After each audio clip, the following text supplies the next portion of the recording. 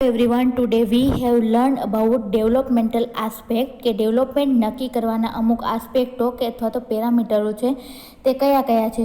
તો એમાં first one છે મોટર, સેકન્ડ છે adaptive, third one language, fourth one personal and social and fifth one psychosexual development and psychosocial development. Then in a deep, first one is a motor activities કે physician and paediatric nurse માટે motor aspect માટે social interest તથા special interest હોય છે, કારણ કે આ આસ્પેક્ટમાં neurological changes છે એ વધુ જોવા મળે છે. મેચ્યોરિટી પ્રમાણે નક્કી થાય છે, જેની અંદર બોડીનો કંટ્રોલ અને ફિંગર મોટર કોર્ડિનેશન હોય છે, જેમ કે હેડ બેલેન્સ, સ્ટેન્ડિંગ, ગ્રેપ્ટિંગ, વોકિંગ, પોસ્ચર વગેરે. ફાઇન મોટર મુવમેન્ટમાં બાળકની ગ્રાસ્પિંગ તેમજ કોઈપણ વસ્તુ મેનિપ્યુલેટ કરી શકે છે તે જોવામાં આવે છે. દાખલા તરીકે ક્યુબ્સ, પેલેટ, સ્ટ્રિંગ વગેરે. એટલે મોટર એક્ટિવિટીમાં બાળકની જે હાથ પગની જે ક્રિયાઓ છે, હલનચલન છે, તેનું ઓબ્ઝર્વેશન કરવામાં આવે છે અને તે છે એ ફિઝિશિયન અને પીડિયાટ્રિક નર્સ માટે છે એક સ્પેશિયલ ઇન્ટરેસ્ટનો એક આસ્પેક્ટ છે, જેની અંદર શું જોવા મળે છે તો કે ન્યુરોલોજિકલ ચેન્જીસ જોવા મળે છે. એટલે કે માઇન્ડના કંટ્રોલથી જે કાંઈ પણ વસ્તુઓ થાય છે તેની અંદર ચેન્જીસ જોવા મળે છે.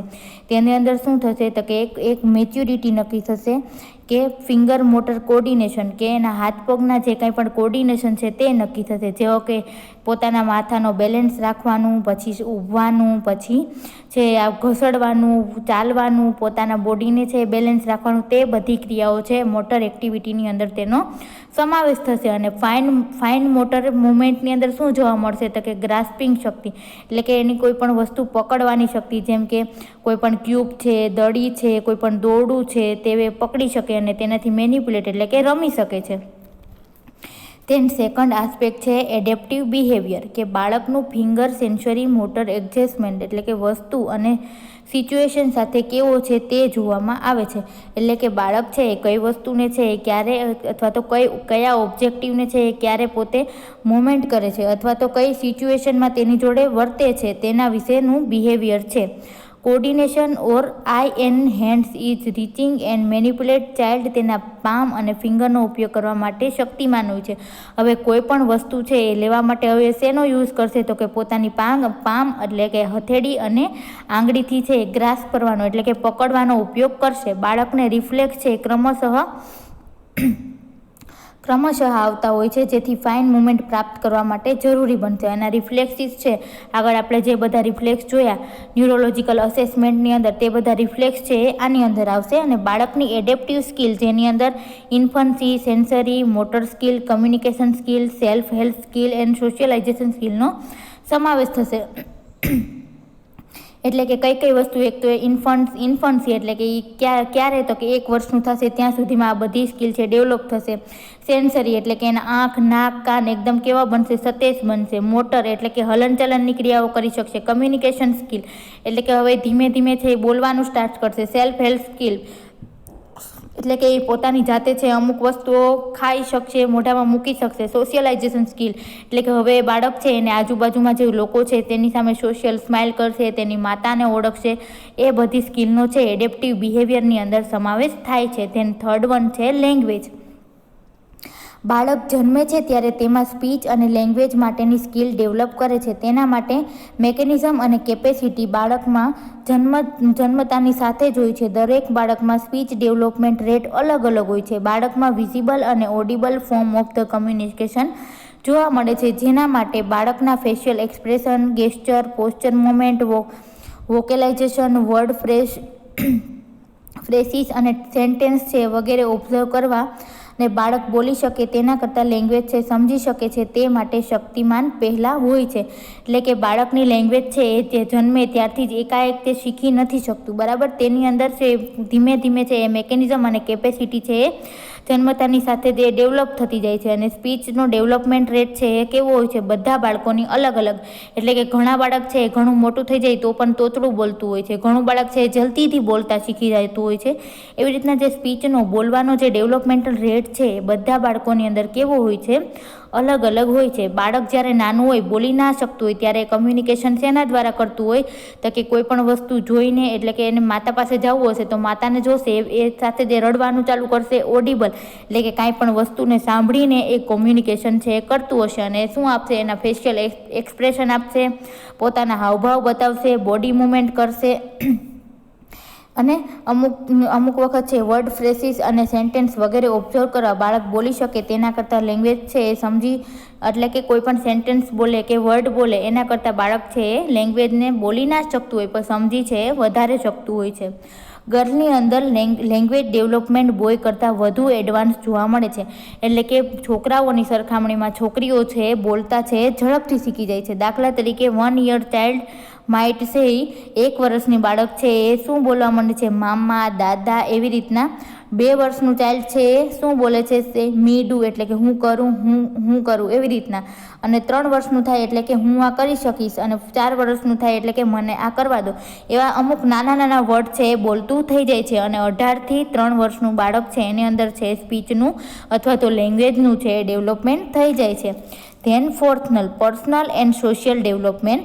બાળકનો પર્સનલ અને સોશિયલ ડેવલપમેન્ટનો સમાવેશ બાળક જે જગ્યાએ રહે છે તે માટે તેનું પર્સનલ રિએક્શન, સોશિયલ કલ્ચર પ્રત્યેનું રિએક્શન, ન્યુરોમોટર, મોર્ટાલિટી વગેરે ઉપર આધાર રાખે છે. બાળકનું પર્સનલ અને સોશિયલ ડેવલપમેન્ટ કોની ઉપર આધાર રાખે છે તો કે બાળક છે જે સોસાયટીમાંથી આવે છે, જે કમ્યુનિટીમાંથી આવે છે, જેવું કલ્ચર છે તેના ફેમિલીનું, એના ઉપર તેનું સોશિયલ ડેવલપમેન્ટ છે અથવા તો પર્સનલ ડેવલપમેન્ટ છે તેના સંસ્કૃતિ ઉપરથી છે એ આધારિત છે. દાખલા તરીકે બ્લાડર એન્ડ બોવેલ કંટ્રોલ જે સાંસ્કૃતિક જરૂરિયાત છે પરંતુ તે કૌશલ બાળકના ન્યુરોમોટર મોર્ટાલિટી ઉપર આધાર રાખે છે.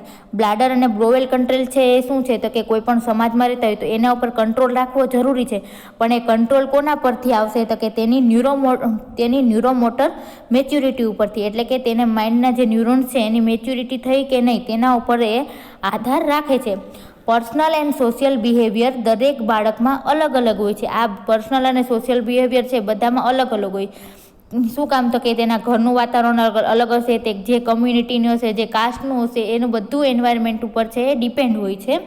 ઘરના પ્રકાર જ્યાં બાળકોનો ઉછેર થાય છે તેના ઉપર આધાર રાખે છે. ઉપરાંત એક્ઝામ્પલ જેવા કે feeding ability, self dependence in play, પછી cooperativeness and emotional response to various stimuli, એટલે કે તે ઇમોશનલી કેવી રીતના શું કહેવાય કે સામે રિસ્પોન્સ આપે છે, પોતે છે એની ફીડિંગ એબિલિટી કેટલી છે, પોતે સેલ્ફ રીતના કેટલું કામ કરી શકે છે, એના ઉપરથી તેનો પર્સનલ અને સોશિયલ ડેવલપમેન્ટ છે નક્કી કરી શકાય છે. Then 5th one, psychosexual and psychosocial development, કે ફ્રુઇડ દર્શાવે, ફ્રુઇડ છે એ વૈજ્ઞાનિકનું નામ છે, એ દર્શાવે છે કે પ્યુબર્ટી દરમિયાન સેક્સ્યુઅલ ફિલિંગ એકાએક બહાર આવતી નથી પરંતુ બાળક છે ઇન્ફન્સીમાં હોય ત્યારથી જ જોવા મળે છે અને ગ્રેન્યુઅલી ચેન્જીસ થયા કરે છે જ્યાં સુધી બાળક છે એડલ્ટ સેક્સ્યુઅલ લાઈફ મેળવી શકે નહીં ત્યાં સુધી.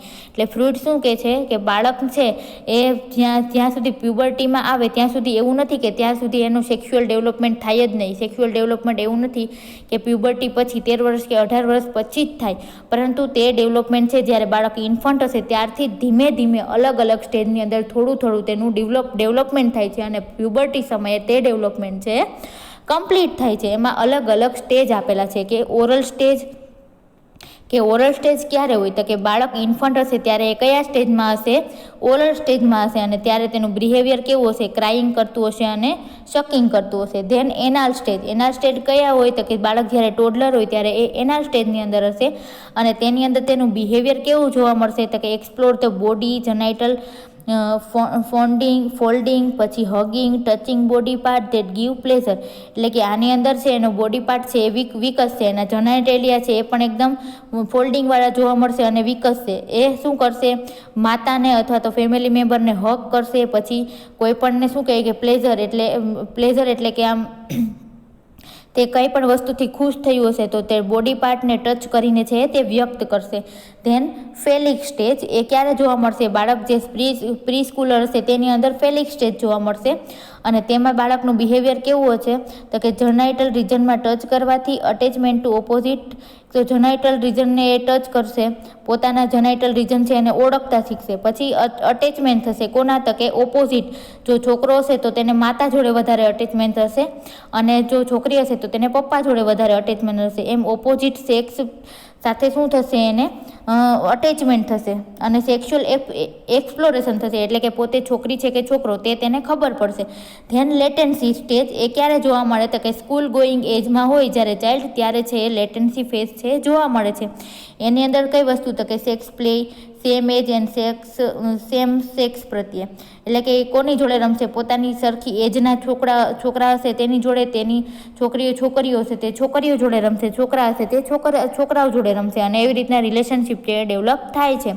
પછી ગ્રુપ ફોર્મેશન, એટલે કે આ સમયમાં સ્કૂલ ગોઈંગ હોય એટલે સ્કૂલમાં તેના ગ્રુપ બનવાના જ છે, એટલે કે ત્યારે ગ્રુપ બનશે. પછી ગ્રુપ પ્રત્યે લોયાલિટી, એટલે કે કોઈ એકબીજા ફ્રેન્ડ હશે તો એકબીજા પ્રત્યે શું હશે, વફાદારી હશે. અને ફેરસીસ, એટલે કે ક્યારેક તે ઘાતકી અને ક્રૂર પણ બની શકે. આમ છે સાયકોસોશિયલ સ્ટેજમાંથી બાળક છે પસાર થાય છે અને પ્યુબર્ટીમાં તેનું જે સેક્સ્યુઅલ બિહેવિયર છે તેનું ડેવલપમેન્ટ થાય છે. Then pubescent stage and adolescent stage, 12 year to adulthood, એટલે કે એ સ્ટેજ ક્યારે આવે તો કે 12 વર્ષથી જ્યાં સુધી તે એડલ્ટ બને ત્યાં સુધી સ્ટેજ જોવા મળે છે. પ્યુબર્ટી અને જનાઇટેલિયા સ્ટેજ, એને બીજું કયું કહેવાય, પ્યુબર્ટી પણ કહેવાય અને જનાઇટેલિયા સ્ટેજ પણ કહેવાય છે. સેકન્ડરી સેક્સ્યુઅલ કેરેક્ટરિસ્ટિક બંને સેક્સમાં જોવા મળે છે તથા ઇમોશનલ ચેન્જીસ પણ જોવા મળે છે, એટલે કે એની અંદર હવે પોતાના સેક્સ રિલેટેડ શું જોવા મળશે, કેરેક્ટરિસ્ટિક જોવા મળશે અને ઇમોશનલની અંદર પણ ચેન્જીસ જોવા મળશે. એટલે કે છોકરી હશે તો એકદમ ઇમોશનલ હશે, લાગણીવાળી હશે, છોકરા હશે તો એકદમ કઠણ મગજના હશે. Then develop normal heterosexual relationship and fits attraction with the opposite sex, એટલે કે હવે પ્યુબર્ટી પછી શું થશે, પોતાના કરતાં જે ઓપોઝિટ સેક્સ છે એટલે કે ગર્લ હશે તો એને બોય જોડે અટ્રેક્શન થશે અને બોય હશે તો તેને ગર્લ જોડે અટ્રેક્શન થશે. આવી રીતના સાયકોસેક્સ્યુઅલ અને સાયકોસોશિયલ ડેવલપમેન્ટ છે એ અલગ અલગ સ્ટેજની અંદર જોવા મળે છે. ઇન્ફન્સીથી લઈને પ્યુબર્ટી સુધી તેનું છે ધીમે ધીમે ડેવલપમેન્ટ